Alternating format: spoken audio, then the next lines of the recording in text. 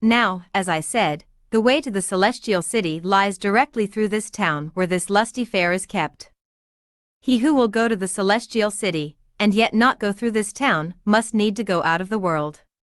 The King of Kings himself, when here, went through this town to his own country, and that upon a fair day as well. Yes, and it was Beelzebub, the chief lord of this fair, who invited him to buy of his vanities. Yes, he would have made him lord of the fair, would he have but bowed down to Beelzebub. Yes, because he was such a person of honor, Beelzebub took him from street to street, and showed him all the kingdoms of the world in a short time, that he might, if possible, allure the blessed one to yield and buy some of his vanities. But he had no desire for this merchandise, and therefore left the town without spending so much as 1 penny upon these vanities.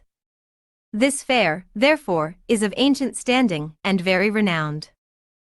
Now these pilgrims, as I said, had to go through this fair, and so they did. And behold, as they entered the fair, all the people in the fair were perplexed, and the town itself was in a hubbub, and that for several reasons. First, the pilgrims were clothed differently from any who traded in that fair.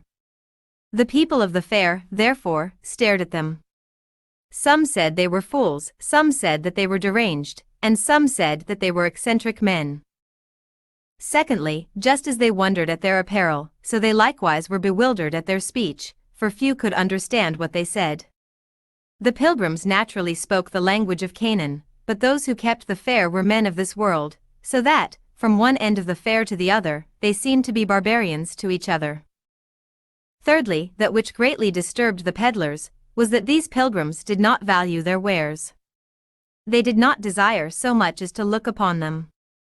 If the pilgrims were called upon to buy their merchandise, they would put their fingers in their ears, and cry, "Turn away my eyes from beholding vanity," and look upwards, signifying that their desires and concerns were in heaven. Beholding the behavior of the 2 men, one mockingly asked them, "What, then, will you buy?" But they, looking solemnly upon him, answered, "We buy the truth." At that, the men of the fair took occasion to despise the pilgrims all the more, some mocking, some taunting, some speaking reproachfully, and some calling upon others to smite them. At last things came to a hubbub and a great stir in the fair, insomuch that everything was in disorder.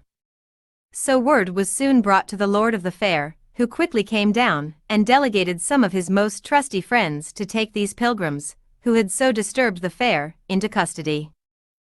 So the pilgrims were brought to examination, and those who interrogated them asked them from whence they came, and where they were going, and why they were dressed in such an unusual garb.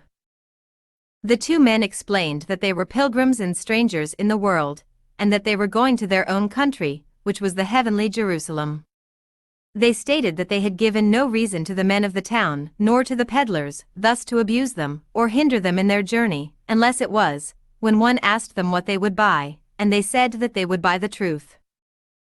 But those who were appointed to examine the pilgrims did not believe them to be anything other than deranged and mad, or else that they had only come to cause trouble at the fair. Therefore they took them and beat them, and besmeared them with dirt, and then put them into a cage, that they might be made a spectacle to all the men of the fair.